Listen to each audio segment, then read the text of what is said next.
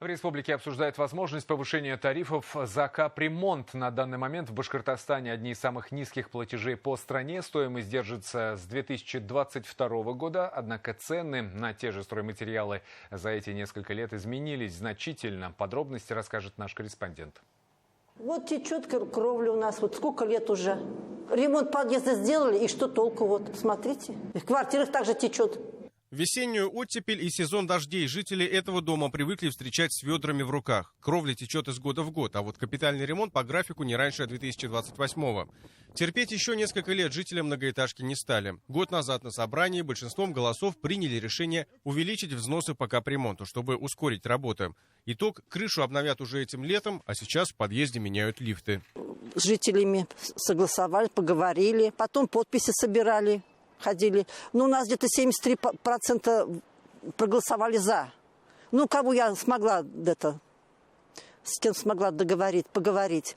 Один был против, и 2 квартиры отказались подписывать. А так все были за у нас. Государство поддерживает программу капремонта, но без участия самих жителей решить проблему невозможно. Дом по улице Гагарина не единственный, в котором жильцы добровольно повысили себе тарифы.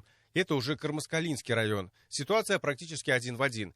Инициатива жителей позволила их дому попасть в краткосрочную программу по капремонту. У нас в прошлом году случилось такое событие, что нам отремонтировали крышу. К сожалению, она у нас протекала. Сейчас у нас таких неудобств нет. У нас, получается, в нашем доме живут 16 семей.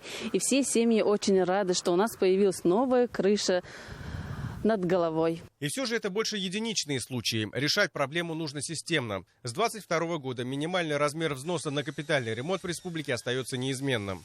Причем одним из самых низких в стране.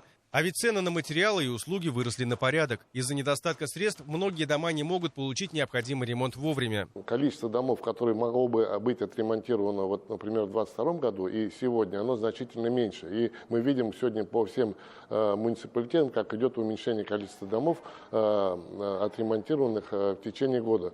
Вот это, естественно, не есть хорошо, потому что наша задача сегодня сохранить дома в первую очередь и создать более комфортные условия для наших жителей. Если взносы окажутся на прежнем уровне, ситуация может стать критической. Дома, которые уже нуждаются в ремонте, будут продолжать разрушаться. Сейчас в Башкортостане обсуждают возможность повышения взносов. В фонде регионального оператора подсчитали: при смене тарифа можно будет в 1,5 раза увеличить охват домов, куда зайдут рабочие бригады. С 2022 года действуют тарифы для домов до 6 этажей 7 рублей 46 копеек за квадратный метр, для домов свыше 6 этажей 8 рублей 10 копеек.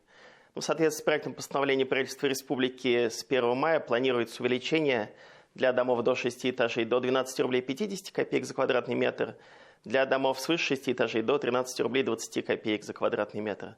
Мы повысим размер взноса в республике до среднероссийского уровня прошлого года. Региональный оператор работает в Башкортостане уже 11 лет. В программу капитального ремонта включено более 17 тысяч многоквартирных домов. За весь период те или иные виды работ провели почти в половине из них. Как говорят чиновники, капитальный ремонт – это не просто траты, но и инвестиции в будущее. Чем дольше оттягивать решение текущих проблем, тем дороже выйдет их устранение в дальнейшем. Именно поэтому процедура повышения тарифов не только неизбежная, но и необходимая. Тем более, что с каждым годом увеличивается список домов, которые необходимо отремонтировать. Артур Шамсудинов и Айдар Шарипов. Новости.